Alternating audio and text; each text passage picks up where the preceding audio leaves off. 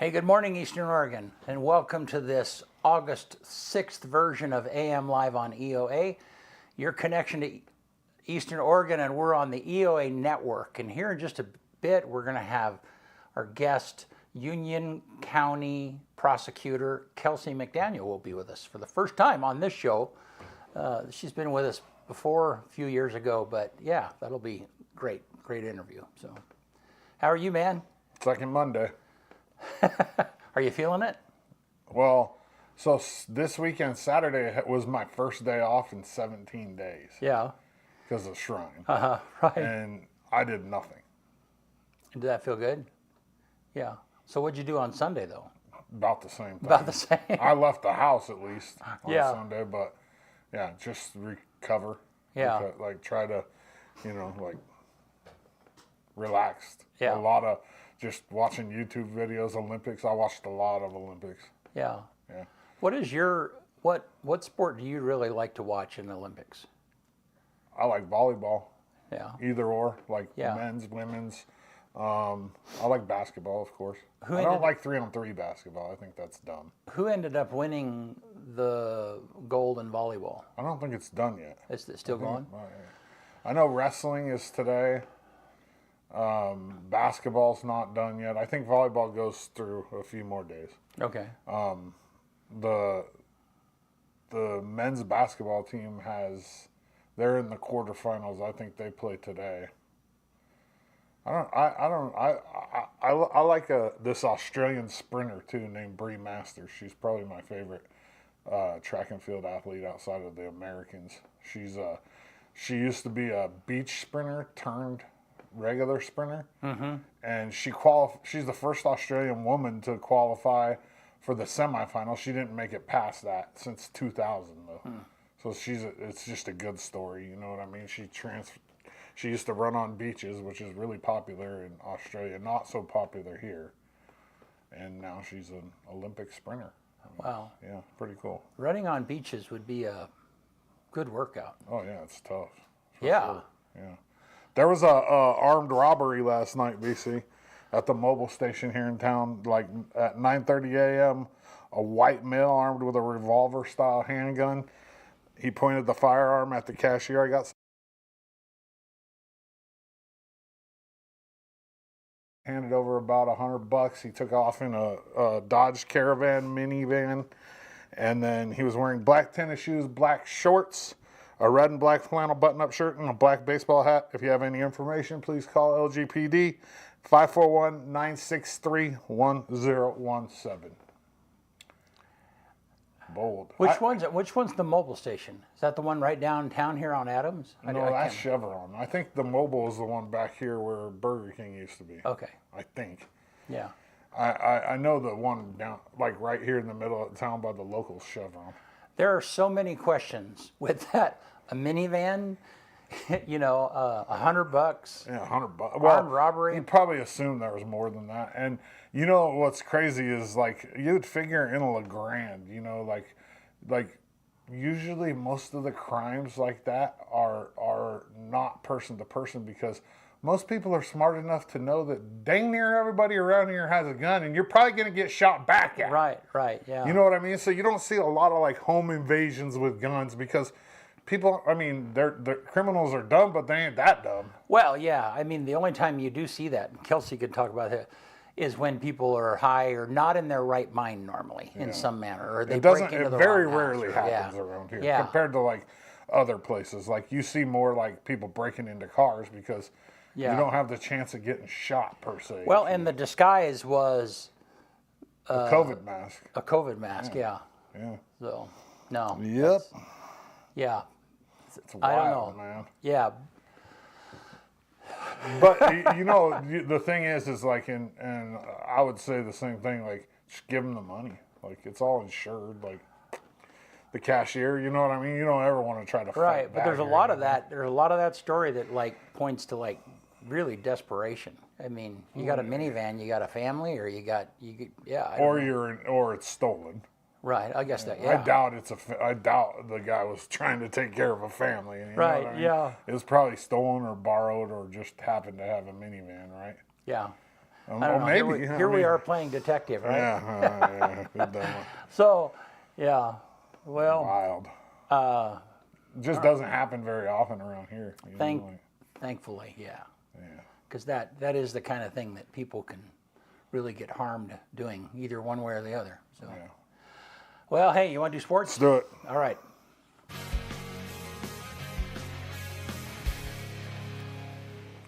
AM Sports Report brought to you by Hobby Habit right here in town. Look at this awesome collection of Legos they have in.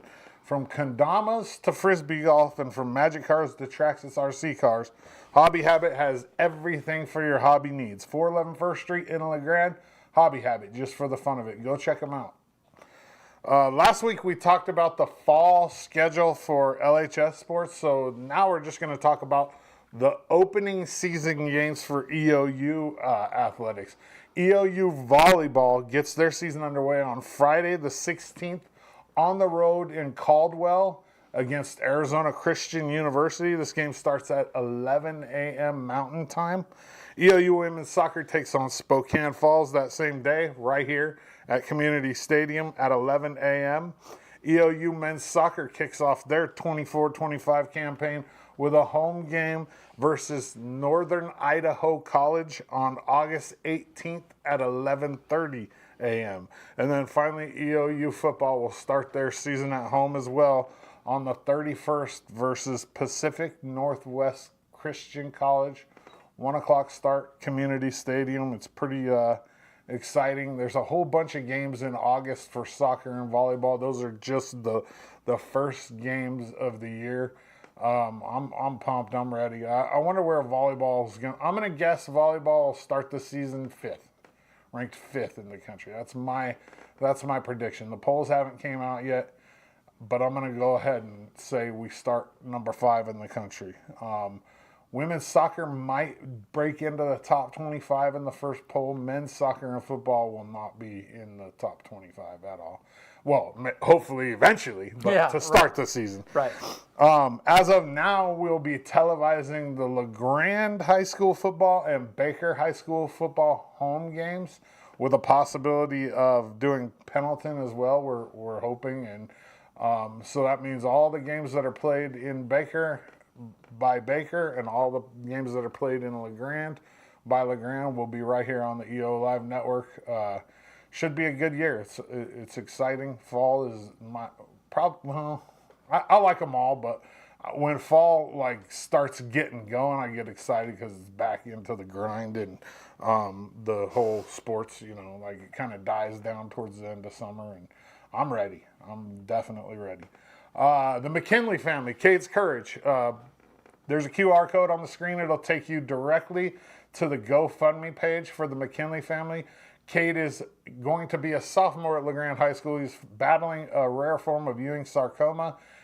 He's an athlete. The family, Coach McKinley and his wife, they've done a lot for this community, and they're going to need some help battling this down the road. And so they've set this GoFundMe up. You can also go to U.S. Bank here in LeGrand if you don't want to use GoFundMe, and just tell them that you want to donate to the McKinley family or Kate's Courage. And it's an awesome thing. I love to see community come together on stuff like this. AM Sports Report brought to you by Hobby Habit right here in LeGrand, just for the fun of it. All right. Good stuff. Thank you. So I was going to ask you, what did you think of that photo finish? That guy winning by 1/5,000th of a second. Yeah, 500ths of a second. 1/500th? Yeah, 500ths of a second. Yeah. Okay.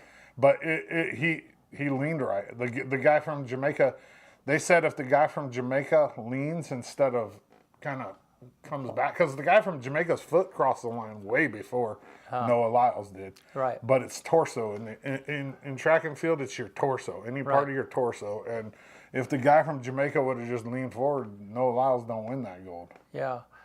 I saw a graph. I mean, it's all over social media, of course.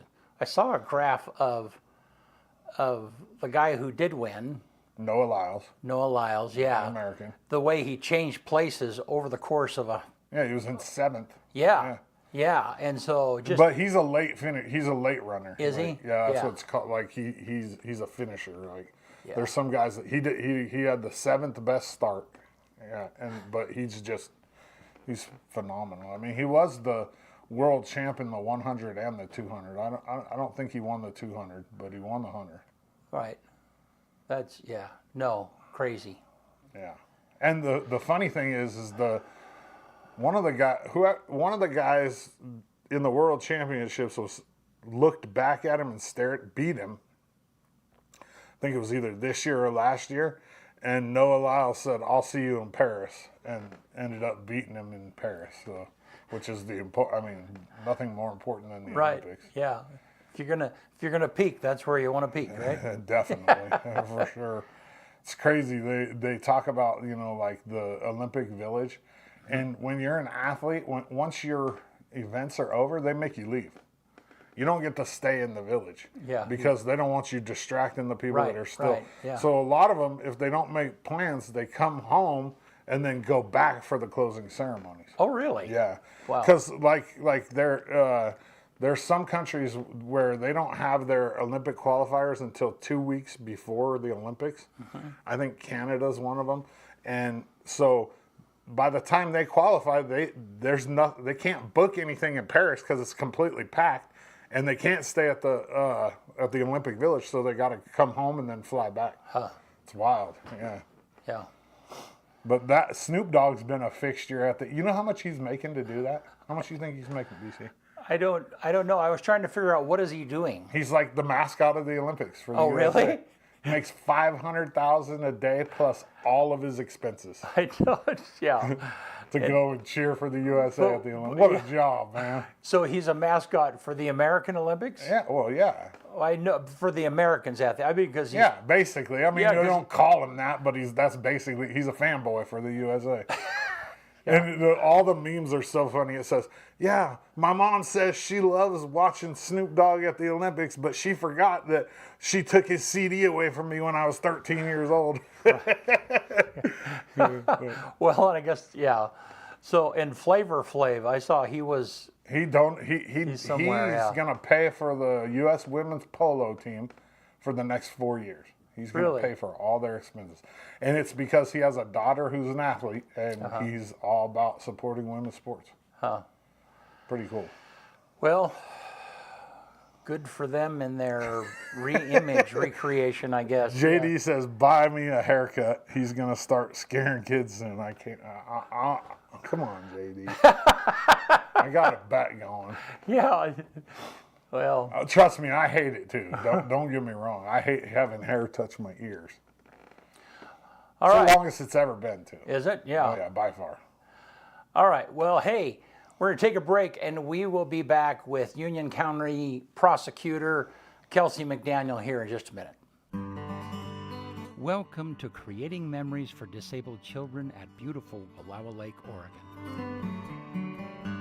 Over the years, we have offered families of children with disabilities a free vacation at our beautiful camp properties.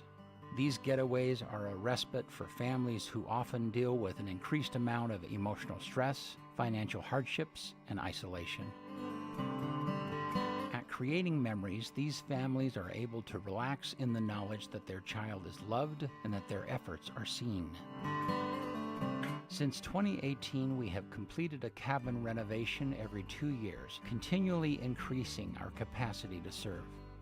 We have fully renovated 3 cabins to become fully accessible lodging for families, including full kitchens and wheelchair-accessible bathrooms.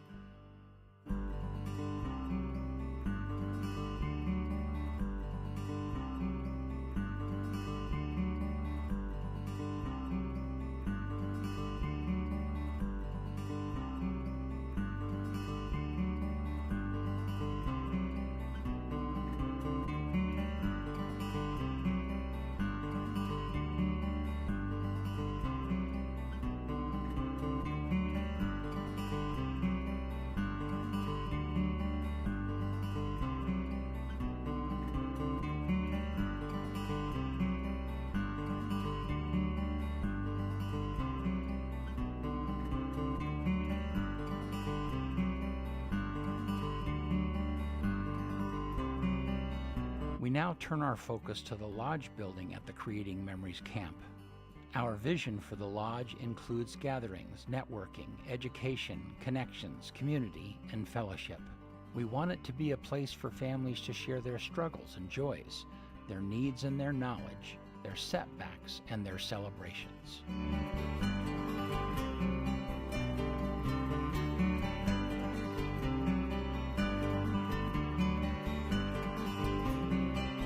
We are creating memories for disabled children, and our mission is to do just that.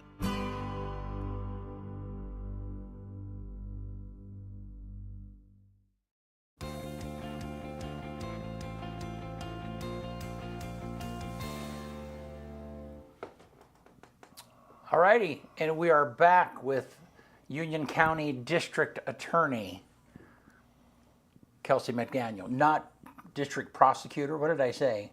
Prosecuting Attorney? No, you said prosecutor twice.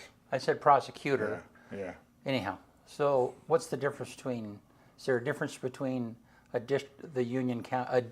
county district attorney and a county prosecutor? They're just called different things Yeah. from state to state. Like Yeah. in Washington, it's the prosecuting attorney. In Okay. Oregon, they're district attorneys. Yeah. We are all prosecutors, but Yeah. they're just called different things in different states. Yeah. Well, thank you for being with us today. Thanks for having me. Yeah, and I don't know that I've ever said your title before because I know you personally. We've connected a number of times. You're just Kelsie to me. That's fine. Yeah, so no, I'm glad you're here with us, and what a cool opportunity for. And we've talked. You and Kyle have been talking for a while about getting on the show, and things are a little settled down compared to what they were just a few months ago, with the whole election process and stuff. And so, maybe this is a better time to be on. Who knows? Just depends. Yeah. So I guess start with telling it. What do you do? What does a district attorney do? A lot of things. And who's your boss? Let's deal with those two things. Yeah. Okay. Who's my boss? The people. Okay. A lot of people think that the elected district attorneys report to the attorney general, but we don't. We're all autonomously elected within the state. So I'm technically a state employee, but my boss is really the citizens, the people of Union County. Okay. And then what I do is different every single day. Obviously, we prosecute crimes, but we also do a lot of things that people don't realize we do. We run the medical examiner program. We do civil commitment work. I write all the ballot titles for the county when people have citizen initiatives. We do some county council work. It's a huge myriad of what we do. Mm-hmm. We provide law enforcement with legal questions and expertise. I always joke that if you see a police officer on the side of the road talking on his phone, he's probably talking to myself or one of the deputies, asking for advice or assistance with something. But then I also think sometimes the legislature has something they want to do and they think, well, who should we give this to? And then they just throw it at the DAs. It's like, let's have them do it. Yeah, like I do public records request appeals. Yeah. Just something completely outside of prosecution work, but there's a couple of things like that the job also entails. Wow. Okay.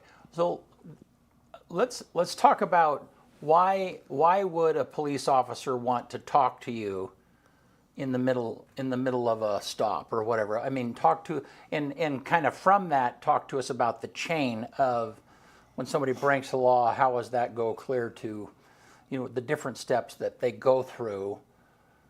Like, if they really did commit the crime, the thing that they go through clear to being punished in some manner. Yeah. Those are two pretty big questions. Yeah.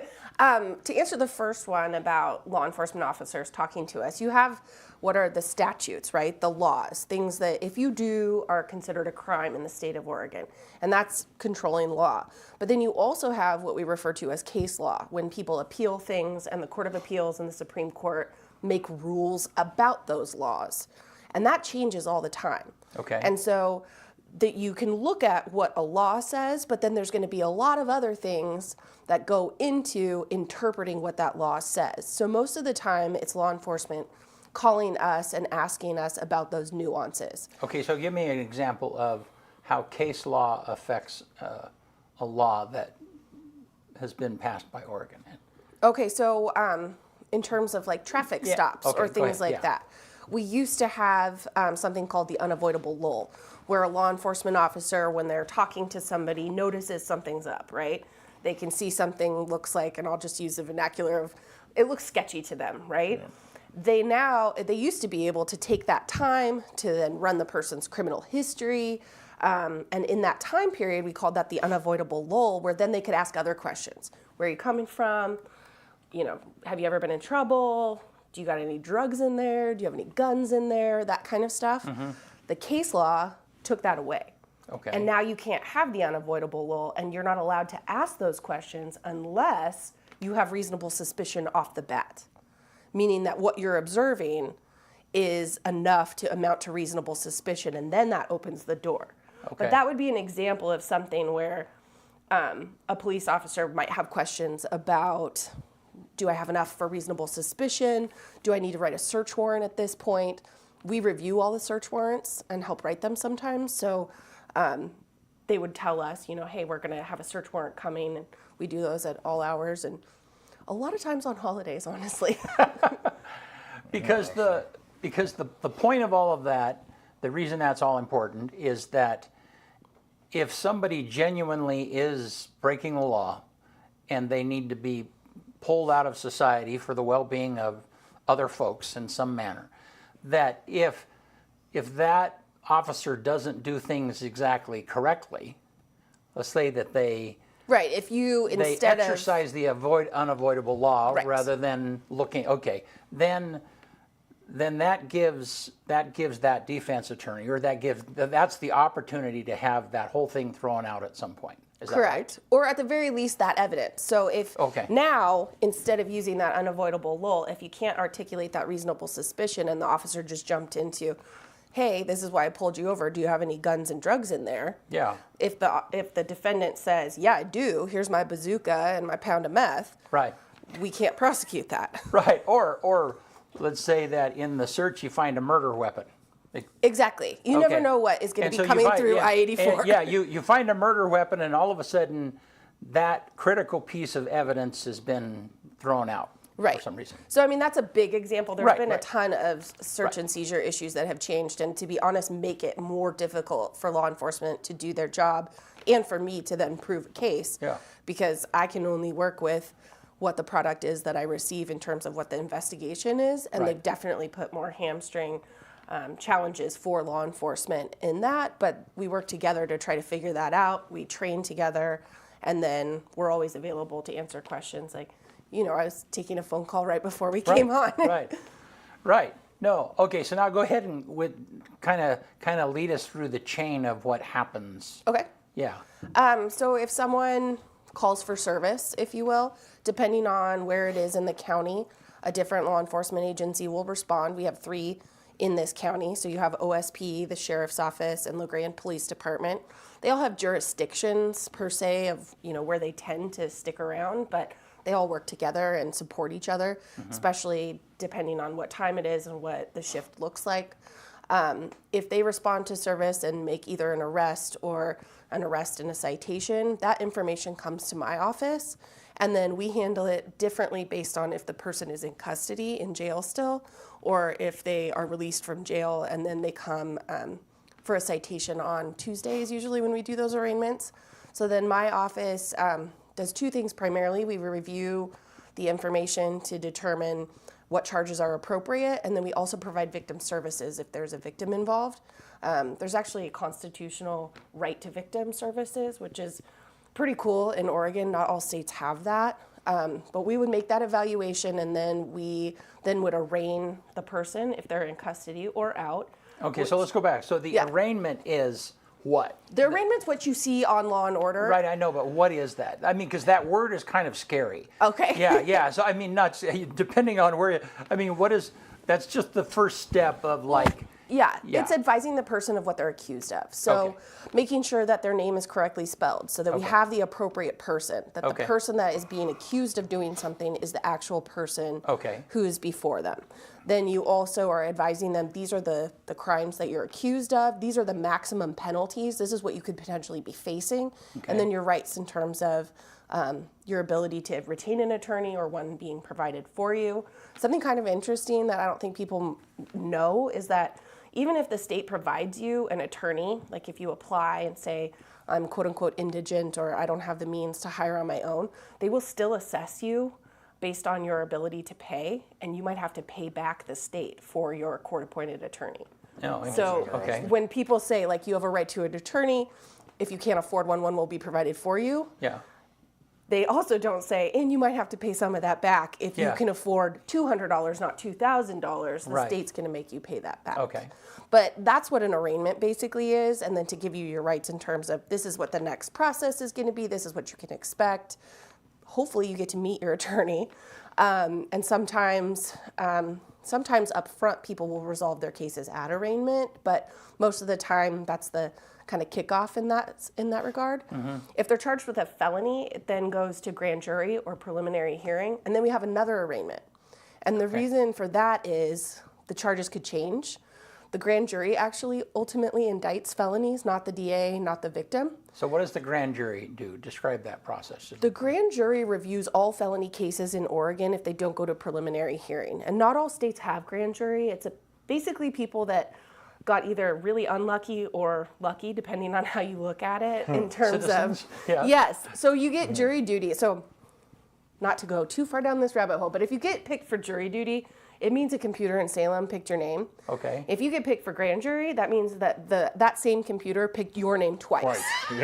So, and it also selects who the presiding juror is and the alternate presiding juror, and that means that computer picked you 3 times. Oh, man. So you either need to buy a lottery ticket that day or stay at home and hide, depending on how you look at it. But basically, every felony that goes through the system has to be heard by a grand jury. A citizen group has to determine that when all the evidence is presented, taken together, that is sufficient to move forward to the next step. It's a threshold determination. It's not guilty or innocent. Right. It means if you only heard one side of the story, Right. the prosecution, is there enough evidence to convict? Right. If you didn't have an explanation, if you didn't have a defense, is there enough evidence to show that this crime has been committed? Okay. And then you go back into the circuit court system or process rather, and the case proceeds. If it doesn't, like for some reason,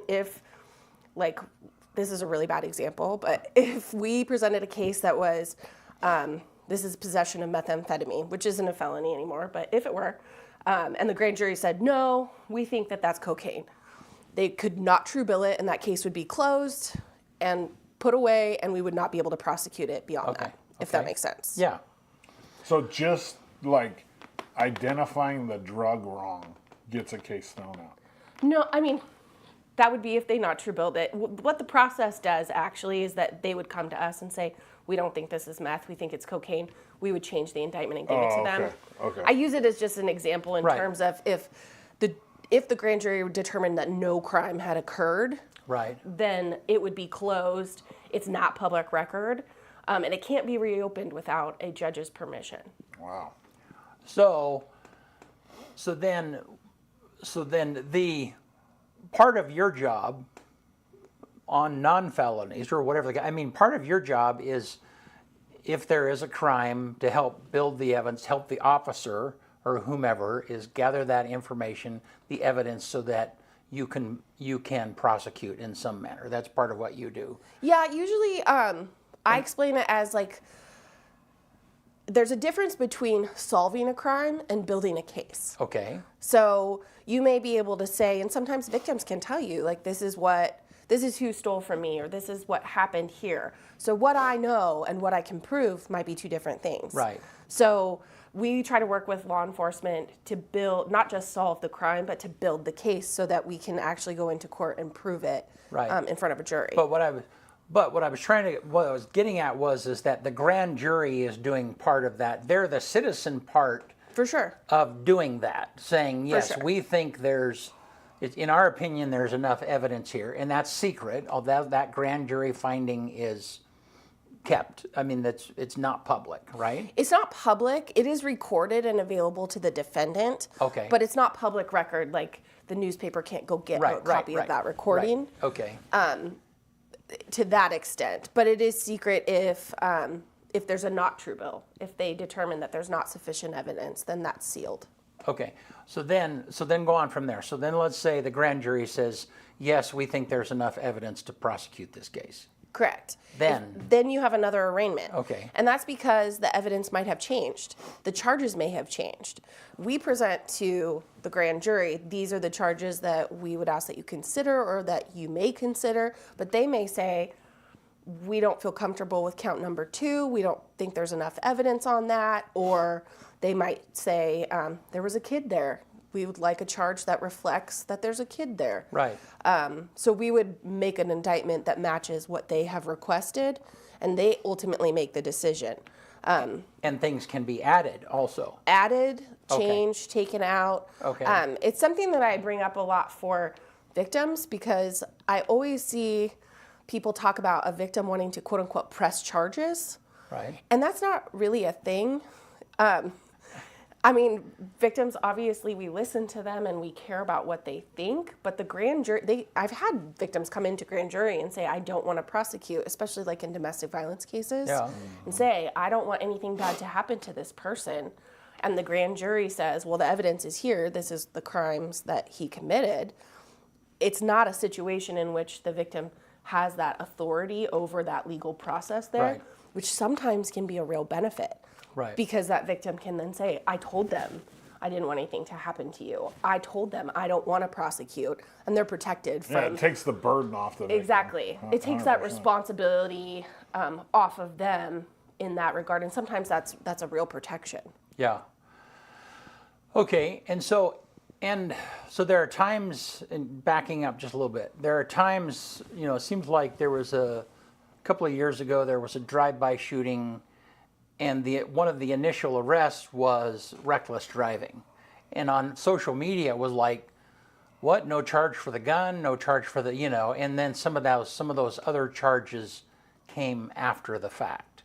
And is that a case of, did that happen before the grand jury or after the grand jury? I mean, is that kind of an example of how things can change once they go through the process a little bit? Well, generally speaking, like let's say you have a scenario where there's an incident like that during the night, right? You're dealing with officers that are working the night shift. Right. They have to get some of their reports done if they're putting that person into custody. Mm-hmm. They have to have what's called the probable cause statement filed with the jail, the court, and my office by the time that we can actually review it. Mm-hmm. So if you think about like the practical nature of that, if you have an ongoing developing situation, especially something that spanned a large area of our county, might have multiple victims, might have multiple people involved.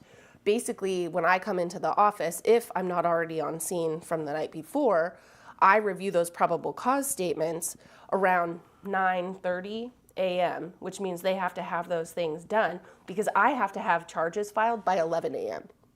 because that person has to be arraigned by 1:15 p.m. that day. Oh, wow. Okay. So you have these really tight timelines, and so sometimes you might not have recovered a firearm until after the probable cause statement has already been submitted at 9:30.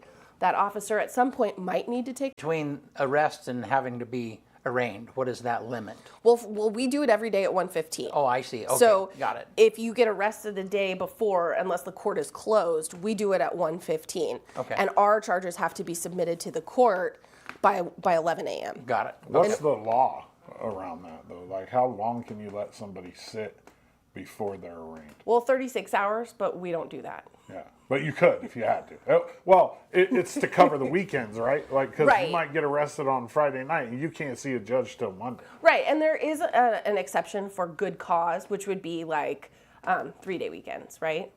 So if you get arrested on Friday, And you Monday see is those a memes holiday. on Facebook Yeah. too, right? Don't get arrested on Friday on a 3-day weekend because Right. the judge isn't coming in until Tuesday. It's going to be a long weekend. It's a Right. long weekend. Right, right. So you do have those timelines, but in terms of practicality and like what we actually do in the process and the workflow, Right. a lot of times information will come in after that initial report has been completed, the initial review of charges has been made, and the initial arraignment has occurred. Right. So basically, the initial report is to just get it in the system and get it moving. Kinda? I mean, and yes and no. I mean, that's such a lawyer answer, but Yeah. yes. Well, I mean, I expected a few of those. Right? But that's essentially how some of those things happen. And you might have more than one officer working on the same case. They may not be submitting their reports at the same timeline. You've got your first initial one, which, that priority is going to be, if it is a dangerous situation, holding that person in custody and making sure that the public is safe. And then slowing down and making sure that we haven't just solved the crime, this is our person, but we're also building that case with all of the other moving pieces, interviews, collection of evidence, things like that. Because, so Kyle, my son-in-law, is a deputy, and I've heard him talk about how at the end of a long day or at the end of a long night, then if something happens at the very end of the night, it means that there's a ton of paperwork that's have to be done before he even goes home. For sure. Yeah, it's like somebody going in and ordering a burger at McDonald's at 11:59 when they close at Right. 12. Yeah. Yeah, Well, it's only. rude. Only. Like, don't be committing crimes right before these guys Yeah. get Only on. there Dang could be it. 3 or 4 hours Right. of stuff that has to be Right. done. Yeah. So and you mentioned earlier, when you talked about the three of them work together, the three agencies will work together. Correct. And you said depending on how the shifts are, that there might be times where one of the officers from one of the agencies might be at the very end of the shift, and so maybe I'm just guessing.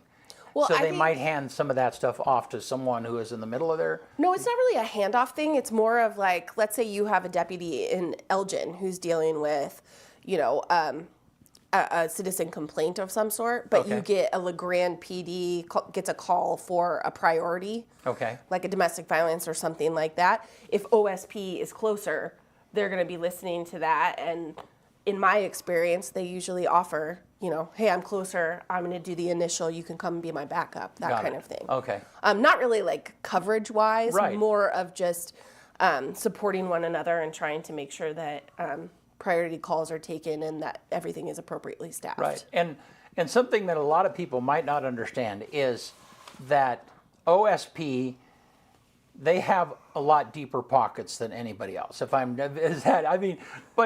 ones that have the major crime lab in the state. So, I don't know, you fill in the blanks here you tell me.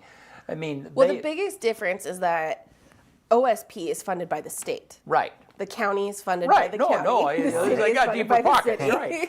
But so then that is one of the reasons if you have some kind of a major crime and let's say it involves forensics or that type of thing, OSP being there is a very critical thing, and they're the ones that might say, bringing in a special unit to gather evidence. I don't know. I'm filling the blanks here. Is this true? I don't know. Kind of. We have what's called a major crimes team, Okay. and that is a collective of all of the agencies, including my office. Okay. And so if there's an offense or a crime that occurs that rises to that level and we need those resources, we will call what we call activating the major crimes team. Usually it's a collective decision, and the jurisdiction really dictates who the lead person is. So if it's in the county is going to take the lead unless there's an issue where we would collectively decide that maybe a different agency would be appropriate. The Oregon State Police Crime Lab and their mobile response team for their forensic lab is available to any of the jurisdictions, and we usually call them out collectively as a decision that we make as major crimes. Okay. All right. So let's go back to the scenario of so the grand jury finds enough evidence. You have another arraignment. Okay. And so then what happens after that? So then usually that's kind of like where I say then the lawyers duke it out. Okay. We'll negotiate to determine whether or not there's a resolution short of trial. We'll consider whether or not a specialty court is appropriate for the person, meaning behavioral health court, which is primarily for people suffering from mental health issues or veterans, or our treatment court, which is drugs and alcohol. If that's an appropriate resolution, if Department of Corrections prison time is appropriate, we'll negotiate those things. That's also the time where we would file motions. So motions to suppress, where you're talking about the murder weapon in the trunk, if you will. Yeah. Things like that to chip away at evidence or to bolster our evidence. And then after that, we would have a trial. Okay. And that's what we all, I think we're fairly familiar with what happens there. Okay, so let's talk about plea deals. Okay. And because that moves work along, but it sometimes can be controversial. So I mean, For sure. So talk to me about that. How does that?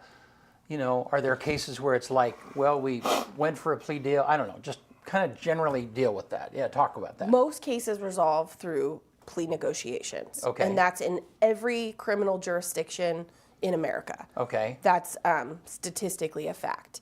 A lot of times, and what we say is that our office's goal is to seek justice, and that looks different to every single case. Okay. As I mentioned earlier, we have a constitutional amendment that allows for victims' rights. Victims are included in those plea negotiations. Their opinions are included in those plea negotiations. They have the ability to speak at arraignments. They have an ability to speak at any pivotal point in time, and that includes negotiations. So we try really hard to remain consistent with victims' wishes in that. Sometimes what victims want isn't necessarily legal, but we try really hard to alleviate whatever it is that they're looking for in it. The most challenging thing I think about plea negotiations is that when you're dealing with a victim, something horrible has happened to them. Right. Whether it's somebody damaging your mailbox or a sexual assault. It hits different people differently in terms of the effect it has on them. Absolutely. And the criminal justice system is the only avenue there where their outlet is there, right? That's how they're supposed to, quote unquote, deal with what it is that happened to them. Mm-hmm. But it doesn't make anybody whole. It doesn't fix the hurt, if you will. And that's the really frustrating thing. Like, I can put somebody in jail, but is it going to make you feel better? Is it going to make you feel safer? Might be yes, might be no. And so the challenges and the nuances, and I think that's where the controversy comes from too. Sometimes people get upset about when they read about how a case might resolve. I usually ask them, well, what would you do? What do you think should happen? Yeah. Nobody really knows. Right. So that's really a challenge in terms of the nuances of the criminal justice system. It doesn't fix things, and that's probably my least favorite thing about the job is that I can't always get the outcome that someone might expect or want in their case, and that's the most frustrating thing about my job. So let me drill down on that Yeah. a little bit. So let's say that there's a crime. It's kind of come to the point where you could go to trial, mm-hmm. but from a prosecutor or from a district attorney, you know that there might be an element of evidence that is not as strong as what it could be, and the county would lose. Yeah, so the issue is whether or not it would be considered reasonable doubt. Okay, right. And so in that particular case, so then if you can take that case, I mean, let's say you're talking to a victim, okay, in that particular case, and you're laying this out for them, and I would imagine you probably, and you say, okay, yeah, we could take this to trial, but that person might walk scot-free because of this particular thing. But if we encourage them to do a plea deal, at least there is some justice. I mean, is that a real scenario? Yeah. Am I describing some of the things that you weigh every day? Absolutely, and we'll have sit-down meetings to discuss that. Yeah. The difference really is there's an ethical issue that comes in. If I'm assessing the case as it's getting ready to go to trial, if there is a reasonable doubt, Right. there's an ethical issue as to whether or not I should go forward with that case. If you should prosecute it, Right. Yeah, 100%. Right. So there's a difference between let's roll the dice because we have a good case, but we don't know what a jury's going to do. Right. Right? Right. You have that bird in the hand discussion, but it changes if I believe there's reasonable doubt. Okay. Or my office assesses there's reasonable doubt. And sometimes the officer will tell me that. Like, I don't know about this, primarily because during that kind of, when I said duke it out with the attorneys, sometimes we get what's called reciprocal discovery. So a defense investigator or the defendant or the defense attorney will give us something that's exculpatory, that makes it less likely that the defendant may have committed the crime or mitigates their involvement in some way. So we assess, does that rise to the level of reasonable doubt? Because then you have that ethical issue. That's a different discussion than should we roll the dice and see what a jury thinks, or bird in the hand, this is what we think we can get in terms of negotiations.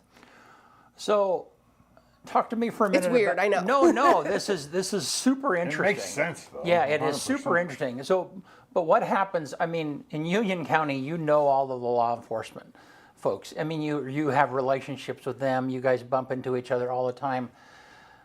I'm sure that there are times, though, that they are super passionate because they were on the very front end of that crime, whatever that might be.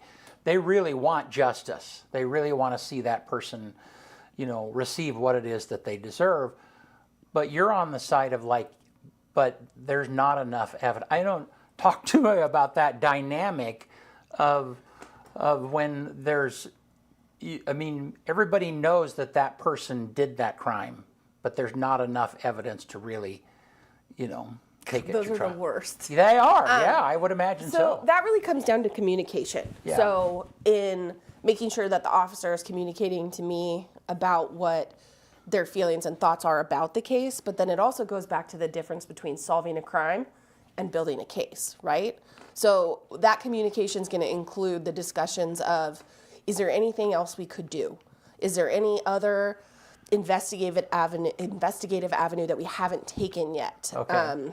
Anything else we can do to shore this case up? And there are some situations where we can't, but a lot of times there might be something else that we haven't thought of that we should continue to try to do. So we try to work with law enforcement to make sure that we can get the best possible package to present to a jury to be successful in that situation.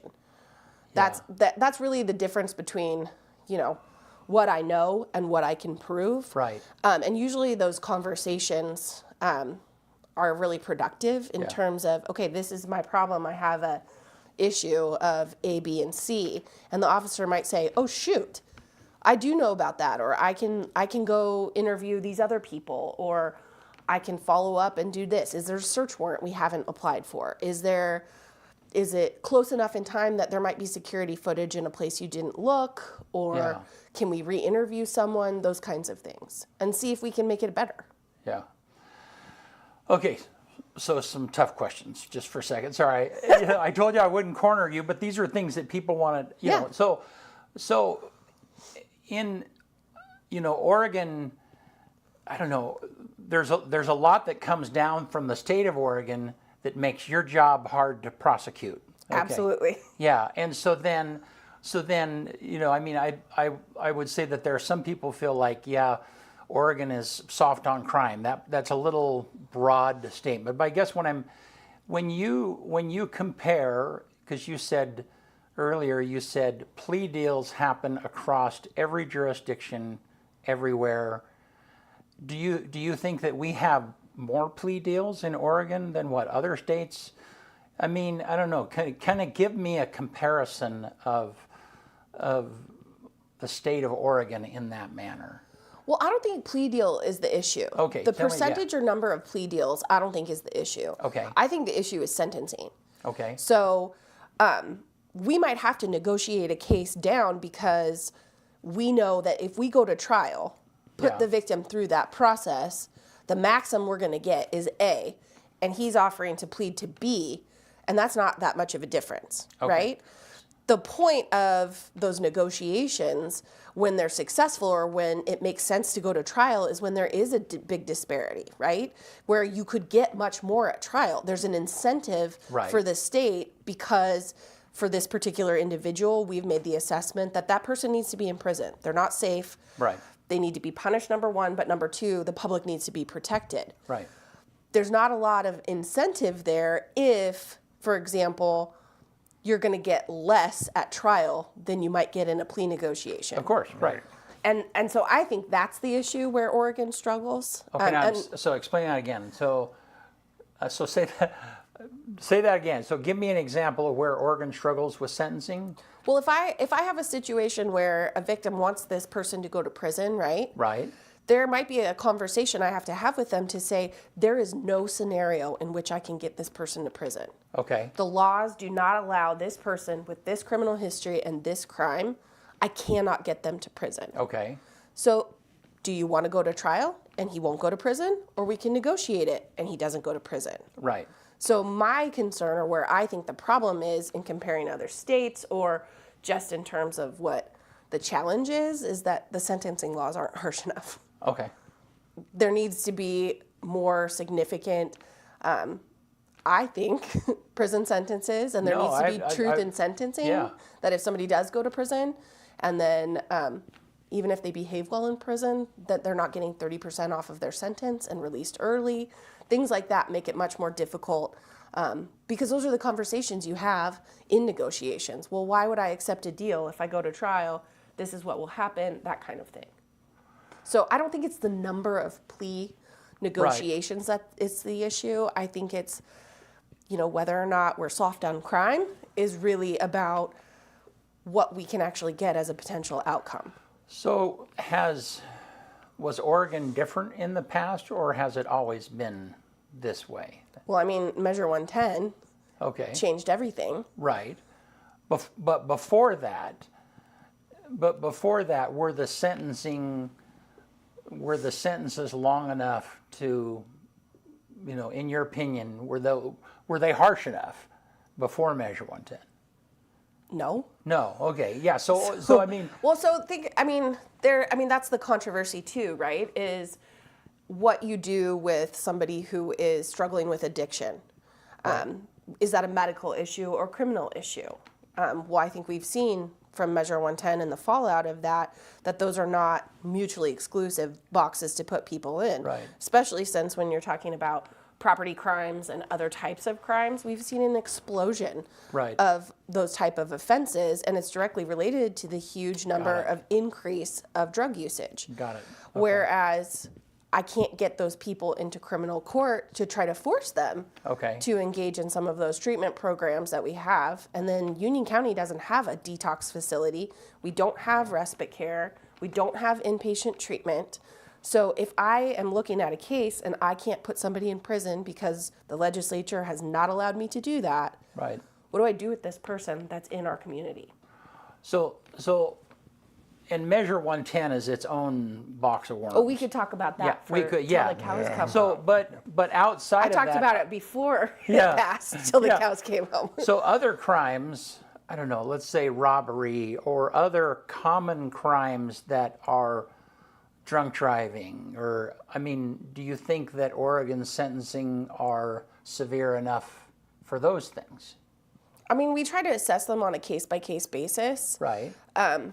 But I think that there should always be flexibility to deal with the person where they're at, and then also to address the needs of the victim. What we've seen is that Oregon is not set up to address the defendant's needs in that. For example, we don't have the treatment, like I was mentioning. We don't have any of those resources. Right. So do I think they're harsh enough? Of course not. But the back end of that, even if we put someone in prison, which is difficult to do, when they come back to our community, because they will, what do we have to offer them to make sure that they don't go back? So they don't reoffend. Yeah. Right. Well, okay.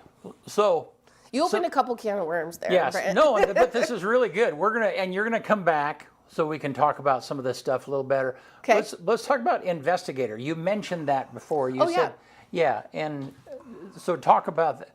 Is that you have an investigator that you haven't had yet? And what do they do? So we have an investigator. It's Mike Harris. He was the detective sergeant for LeGrand Police Department for years. And he is our in-house investigator. Most DA's offices have an investigator, but we haven't. We actually applied for and received a grant to fund his position. And when I keep talking about that build a case versus solve the crime, Mike is really pivotal in helping us gather that information. Hey, is there an additional search warrant we can do? He's a major of the major crimes team. He assists law enforcement. It really has helped with our communication there, but also in building our cases. He can take victim statements. He's a certified police officer, so he has a gun and badge and he has arrest powers, but he primarily helps us to build those cases and act as a resource, helping with release violations. That's a huge thing that we deal with on a regular basis. somebody assaults someone, is released because they are bailed out or the judge lets them out, and they immediately violate their release agreement, which is by consuming alcohol or by contacting their victim. Sometimes if victims have reports, they can give them to Mike. And then he really helps us in facilitating that. That's been an incredible resource. I don't know how we functioned without it. Yeah, good. I got a question from Bud. He would like to know, what is the conviction rate of your office? You know, I don't know what it is, and here's why. So I say that you should never trust a prosecutor that has a 100% conviction rate. And the reason is prosecutors have the ability to dismiss cases. If you have a conviction rate that you are touting out, that means That you might You threw out the dismiss one. losers. Yeah. You yeah. dismissed the losers. You yeah. are not trying the hard cases. Right. You are only taking to trial the cases that you know are slam dunks. And I don't think that's ethical. Yeah. I think that there are cases that need to be tried that, you know, don't rise to the level of reasonable doubt, but there may be a question as to whether or not a conviction would be warranted. I tell all of the prosecutors that I hire and train or mentor that you should not be keeping track of your conviction rate. And if you are and touting it out, you need to look at how you're assessing your cases and whether or not you're actually taking on the challenging cases. If you wanted a 100% conviction rate, you would just dismiss all of the hard cases Right. or plead them out. And I don't think that's appropriate, and I don't think it's ethical. All right. What about, okay, so tell us about your involvement with ODAA. Oh, yeah. The Oregon District Attorneys Association is the governing nonprofit for all of the elected DAs and their deputies and staff. We primarily do legislative work. We do training, policy advice, things like that. For like all the other district attorneys in the state? Yes, and we have a board. I've been on the board for 5 years, and this summer I just got elected vice president. Oh, So I think it's an important thing because, for example, the president is Clackamas County's DA. Right. The vice president is Union County's DA. Right. You need that balance, especially when we deal with Salem so much. We need to have voices from Eastern Oregon, and I think that's Absolutely. really important to be involved in. I'm really involved in the legislative process through that, so that's been a rewarding experience, and I feel like I'm able to provide a unique perspective of that may work in Washington County, but it won't work here. Right. And they might not think of that because they're running an office with 70 attorneys and I have 3. Right. Right, completely different Right. ball of wax. Or they might say, oh, my citizens or my constituents feel this way. And I know that's not at all what Union County people feel like. Yeah. Right. Wow. Well, hey, great. Thank you so much. Is there anything, before we quit, is there anything like, I really want the people of Union County to know this? They often misunderstand this, but, you know. Is there anything- Well, there's too much to talk about there. Sentencing. I mean, I talked to Kyle about this.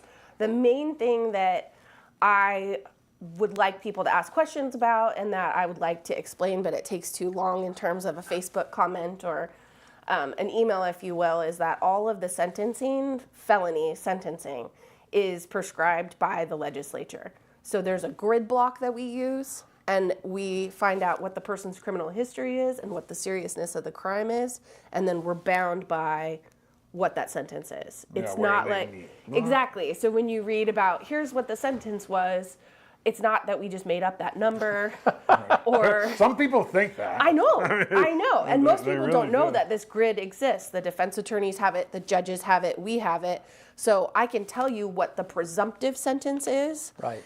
That's what we actually work off of, not the maximum sentence. So the judge doesn't really, I mean, he doesn't really have the power to say, this is what I'm supposed to, this is the maximum, but you're a turd, and so I want to give you more. He doesn't have the power to do that. In some scenarios he does, but Okay. most of the time, no. Okay. Like, he couldn't say, oh, this presumptive sentence is probation, I'm sending you to prison for 48 years. Like, Right. that is not allowed. That wouldn't work out well. And same way that I can't say that. Right. I mean, I could, but it would not be effective. Right, yeah. Or legal or ethical. But that's probably one thing that I think I struggle the most with in trying to get that message across, that there our limitations. It's not really a scapegoat thing. It's just not understanding the process or the system of how that works. Yeah. And I think that can be really frustrating about when our hands are tied or the judge doesn't have the power to give somebody what it is they're looking for in that. Yeah. I got one more question before you go. Yeah. What do you love about your job? Like, what keeps you going? I love that, and it starts with a negative, but it ends with a positive. When somebody comes to my office, I joke it's not because they want to. It's like getting your car out of impound. Nobody is like going to the tow truck yard just to hang out and see what's up. No. Nobody comes to the DA's office on Wednesdays just to see what's going on. Like, hey guys, like this seems like a really cool place to hang out, right? So when people come to my office, it's because something horrible has happened to them. They're mad about something, they're hurt about something, they're not feeling safe. There's something in their life that has changed them, their trajectory of their life, or their experience, right? Is that victim and criminal? Or like, are you speaking, when somebody comes to your office, are you speaking of victims or are you speaking of criminals? Victims. Okay, victims. And my job is to try to help them. My job collaterally is to make it a little less worse for them. I might not be able to fix it for them, but on this horrible experience or in this horrible experience, I have the ability to make it less horrible. Okay. And I think that's a gift. And the fact that I get to be the elected DA and make decisions policy-wise or how we approach cases, that power is something that is just inherently awesome. And I really appreciate the ability to do for the trust that has been placed in me, but also transferring that then to how I think is going to effectively help the people that have been hurt. And I love that. That's the end of the day. That's a good day for me, and I appreciate that. Okay, so yeah, so one more little thing. So between you and Cody, Yeah. which one of you are the most powerful in the Union County? Because I know you guys jab each other back and forth about that. Technically, it's me. Technically. Okay, we'll have a And I tell him that, and he doesn't think it's funny. no. It'd be funny to have both of you on here at the same time sometime. I don't know that would be appropriate. Well, thank you so much. Thanks for having me. being here. Yeah, it's awesome, and if you're willing, we will have you back again, and we can talk about other items. I mean, I think we laid a really good foundation of what it is that you do and how district attorneys function and how crime is prosecuted and justice. So, yeah, thank you. You want to get us out of here? Yeah, let's finish it All off. On this day, August 6, 1787, Constitutional Convention in Philadelphia begins debate on the first draft of the Constitution. Something very important happened on this day in 1945 BC. What was it? 45. Something came out of the sky in Japan. It wasn't pretty. The bomb, one of the bombs? Hiroshima. Hiroshima, okay. Superfortress Enola Gay drops the atomic bomb on Hiroshima on this day, 1945. 1960, Chubby Checker performs his version of Hank Ballard's The Twist on the Dick Clark Show, which started a worldwide dance craze. That song's redone by him and the Fat Boys in like the early 90s. That's right. And they yeah. made it like a rap version of it. Yeah. I had the tape, I remember. 1964, Prometheus, the world's oldest tree, aged at least 4,862 years old, was accidentally cut down in Nevada. How do you accidentally cut down a 5,000-year-old tree? My goodness. 2023, on this day, Barbie, the film, passes $1 billion at the global box office. Its director Greta Gerwig is the first solo female filmmaker to pass $1 billion at the box office, which is pretty cool. On this day, the number one song in the country in 1974, Any Song by John Denver. And then the quote for the day, keeping with the Olympic theme, it comes from Gabby Douglas. And the hard days are the best because that's where champions are made. One more time. The hard days are the best because that's where champions are made. That's it. All right. Yeah. Hey, thank you, Eastern Oregon. Thanks, Kelsie. Thank you, Kelsie. Yeah, really appreciate you being here. We'll We'll see you guys soon. Thursday.